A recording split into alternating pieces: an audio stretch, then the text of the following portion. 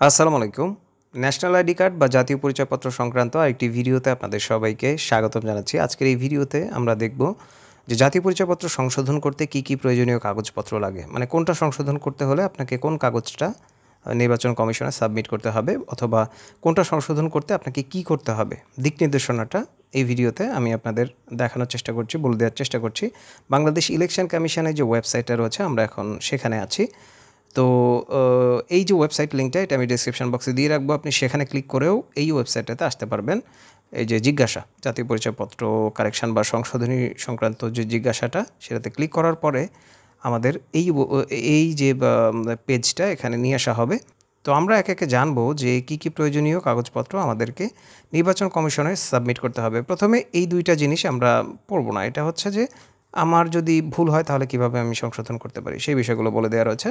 তো আমরা ৩ থেকে শুরু করছি। ভুলক্রমে পিতা, স্বামী, মাতাকে মৃত যদি এরকমভাবে উল্লেখ করা হয় আপনার জাতীয় পরিচয়পত্রে, তাহলে কিভাবে কী করবেন? জীবিত পিতা, মাতা যেই হোক না কেন, ভুলক্রমে যদি এরকম হয়ে যায়, তাহলে সেই ক্ষেত্রে যে ব্যক্তি, জীবিত ব্যক্তি, তার জাতীয় পরিচয়পত্রের পরিচয়পত্র আপনাকে দিতে হবে। এই যে ব্যক্তির জাতীয় পরিচয়পত্র আপনাকে দিতে হবে। এটাই মানে সোজা কথা।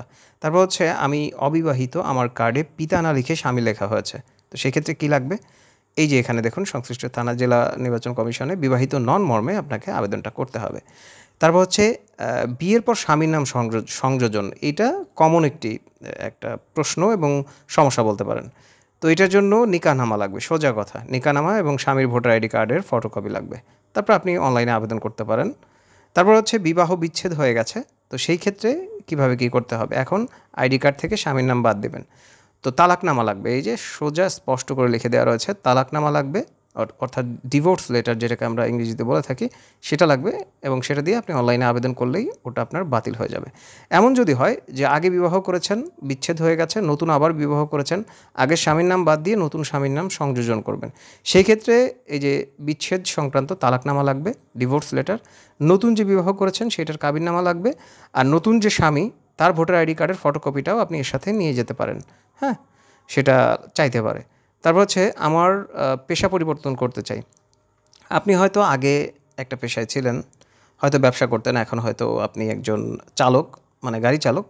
হয়তো প্রাইভেট কার চালান অথবা যেকোনো চালক, ড্রাইভিং লাইসেন্স আপনাকে দিতে হবে। আপনি হয়তো এখন আগে হয়তো স্টুডেন্ট ছিলেন, এখন হয়তো আপনি একজন চিকিৎসক হয়েছেন। তো সেই ক্ষেত্রে আপনি সেটাকে ইনক্লুড করতে চাচ্ছেন। তো সেই ক্ষেত্রে আপনার হয়তো মানে ডক্টরের যে আইডি কার্ড-টার্ড যেগুলো থাকে, মানে পেশা সংক্রান্ত যে আপনার ক্ষেত্রে যেটা যায় আপনি সেটা দিয়ে অনলাইনে আবেদন করতে পারেন। এটাই হচ্ছে মোদ্দা কথা। আমার ছবি অস্পষ্ট। অনেকেরই জাতীয় পরিচয়পত্রের ছবি মানে একটু খারাপ আসে, হয়তো কালার ভালো থাকে না, ছবি অস্পষ্ট থাকে। সেই ক্ষেত্রে আপনাকে সরাসরি নির্বাচন কমিশনের যে অফিসটা সেখানে গিয়ে যোগাযোগ করতে হবে। তারপরে নিজ পিতা, স্বামী, মাতার নামের বানান সংশোধন। এইটা মানে কমন একটি সমস্যা। অনেকেরই নিজের নাম ভুল থাকে, পিতার নাম ভুল থাকে, মাতার নাম ভুল থাকে, স্বামীর নাম ভুল থাকে। সেই ক্ষেত্রে একাডেমিক সার্টিফিকেট প্রথমত, তারপর হচ্ছে জন্ম নিবন্ধন সনদ। যদি একাডেমিক সার্টিফিকেট না থাকে, জন্ম নিবন্ধন সনদ, পাসপোর্ট যদি থাকে, তারপরে হচ্ছে নাগরিকত্ব সনদ, চাকরির প্রমাণপত্র, নিকাহনামা, তারপর হচ্ছে পিতার, স্বামী, মাতার জাতীয় পরিচয়পত্রের সত্যায়িত কপি। এটা কিন্তু গুরুত্বপূর্ণ। প্রথম শ্রেণীর কর্মকর্তা দিয়ে আপনাকে সত্যায়িত করে নিয়ে তারপরে সেগুলো সাবমিট করতে হবে। তারপর হচ্ছে নিজের ডাকনাম বা অন্য নামে নিবন্ধিত হলে সংশোধনের জন্য কী দলিলাদি লাগবে? এসএসসি, একাডেমিক সার্টিফিকেট এগুলো লাগবে। তারপর হচ্ছে এসএসসি ও সমমান, এটা বলতে ভুলে গেছি। তো একাডেমিক সার্টিফিকেট এক কথায় আপনার লাগবে। তারপর হচ্ছে স্ত্রী বা স্বামীর জাতীয় পরিচয়পত্রের সত্যায়িত কপি, ম্যাজিস্ট্রেট কোর্টে সম্পাদিত অ্যাফিডেভিট, মানে হচ্ছে হলফনামা। আপনাকে কোর্টে গিয়ে হলফনামা তৈরি করতে হবে। তারপর হচ্ছে আপনার ক্ষেত্রে যদি এরকমটা হয় তাহলে অবশ্যই আপনাকে দিতে হবে, হ্যাঁ? এগুলোই কিন্তু দিতে হবে। তারপর হচ্ছে পত্রিকায় বিজ্ঞাপন দিতে হবে। কিভাবে অনলাইনে বিজ্ঞাপন দিতে হয়?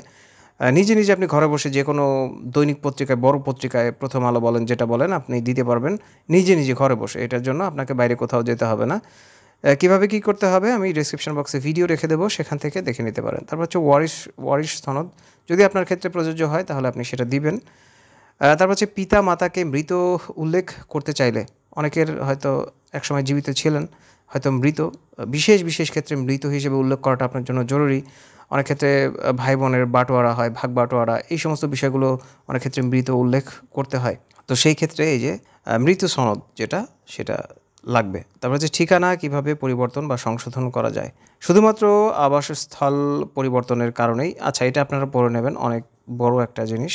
এই যে ফর্ম 13 কিভাবে ডাউনলোড করতে হবে, এই বিষয়টা আমার ভিডিও রয়েছে, আমি ডেসক্রিপশন বক্সে রেখে দেবো। হ্যাঁ, ওটা ডাউনলোড করে ফর্ম পূরণ করে আপনাকে অনলাইনে আবেদন করতে হবে। তারপরে 14 নম্বরে হচ্ছে আমি বৃদ্ধ। আচ্ছা আমি বেসিক জিনিসটা বলে দিচ্ছি। অনেকেরই এরকমটা চাওয়া থাকে যে বয়স্ক ভাতা করার জন্য, বয়স্ক ভাতার কার্ড এগুলো করার জন্য হয়তোবা বয়সটা বাড়িয়ে নিতে চায় জাতীয় পরিচয়পত্রে। তো এখানে লিখে দেওয়া রয়েছে প্রয়োজনীয় দলিল যদি আপনি না দিতে পারেন তাহলে এটা আপনার হবে না। এটা হচ্ছে প্রমাণ সাপেক্ষ বিষয়। তো তারপর হচ্ছে 15 নম্বরে একই পরিবারের বিভিন্ন সদস্যের কার্ডে মাতার নাম বিভিন্নভাবে রয়েছে। অনেকেরই এরকমটা হয়ে থাকে। অনেক ভাই বোন থাকে, যার ফলে বিভিন্ন জনের ভোটার আইডি কার্ডে মায়ের নাম, পিতার নাম বিভিন্ন রকম হয়ে থাকে। তো সেক্ষেত্রে এই সমস্ত প্রয়োজনীয় ডকুমেন্ট আপনাকে সাবমিট করতে হবে। তো আপনারা ভিডিও পজ করে আপনারা দেখে নিতে পারবেন, কোনো সমস্যা নেই। বলতে গেলে অনেক সময় লেগে যাবে।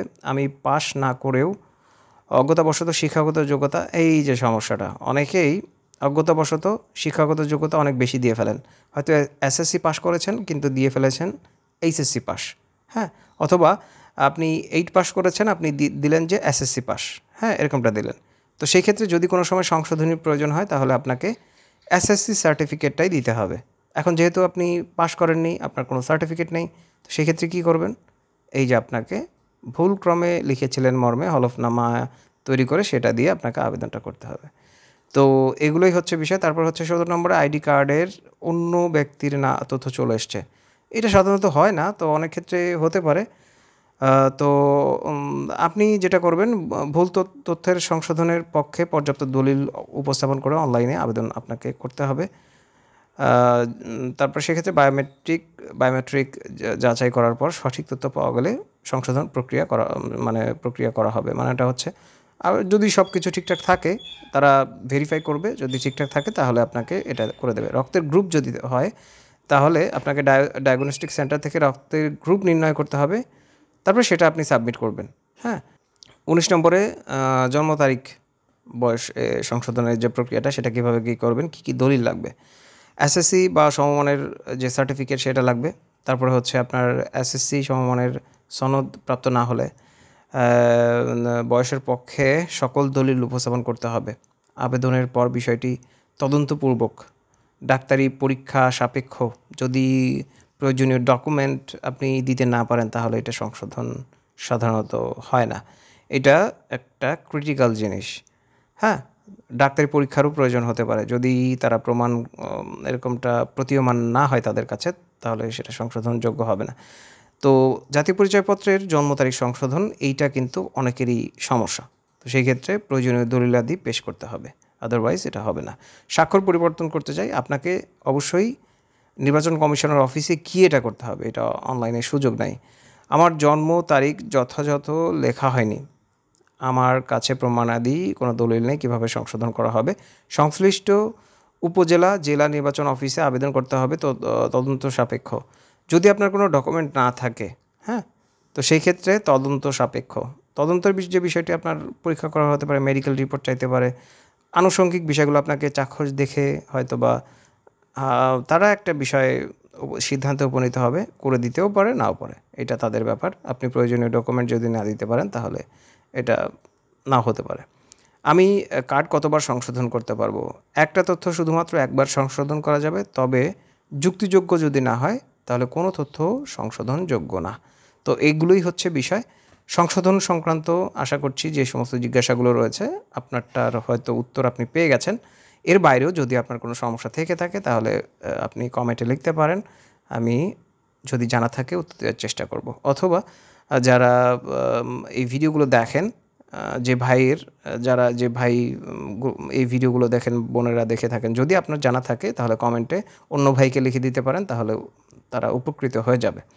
তো অনেকেই আমাকে কমেন্টে বলেন যে ভাইয়া প্রশ্নের উত্তর দেন না কেন, অনেক কমেন্ট করি আমরা, আমাদের উত্তর দেন না কেন? আসলে ভাই সময় পাই না। হ্যাঁ, হাজার হাজার কমেন্ট আসে, তো সেই ক্ষেত্রে এত মানুষের রিপ্লাই দিয়ে আসলে সম্ভব হয়ে ওঠে না। এর জন্য আপনাদের কাছে আন্তরিকভাবে ক্ষমা চাচ্ছি। আশা করছি ভিডিওটা ভালো লেগেছে। যদি ভালো লাগে তাহলে অবশ্যই চ্যানেলটি সাবস্ক্রাইব করে সংযুক্ত থাকতে পারেন।